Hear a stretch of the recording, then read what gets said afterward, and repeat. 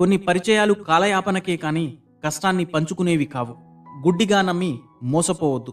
ఒకరిని మోసం చేసి పొందే ఆనందం క్షణికమే అయినా మరొకరి దగ్గర మనం అంతకంటే ఘోరంగా జీవితాంతం బాధపడేలా మోసపోవచ్చు. అందుకే పెద్దలంటారు, తాడిని తన్నేవాడుంటే వాడి తలను తన్నేవాడు ఇంకొకడు ఉంటాడని. మనిషి మోసపోవడం సర్వసాధారణం. కానీ కొంతమంది అమాయకత్వంతో మోసపోతారు, కొంతమంది మంచితనంతో మోసపోతారు. మాయమాటలు రాజ్యమేలుతుంటే మంచితనానికి రోజులెక్కడివి? కోపం అనేది ఒక చేతకానితనం. మనం ఏది చెప్పలేని చెయ్యలేని స్థితిలో ఉన్నప్పుడు సులభంగా వచ్చే ఒక ఆయుధం ఈ కోపం. కోపం వల్ల బంధాలు దూరమవ్వడం తప్ప మరే ఉపయోగమూ ఉండదు.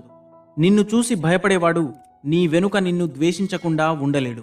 మాట్లాడుకుంటే 10 నిమిషాల్లో తీరిపోయే కోపాన్ని మౌనంగా ఉంటూ 10 ఏళ్లైనా తీరని సమస్యగా మారుస్తున్నాం. కోపం సమస్యలకు పరిష్కారం కాదు,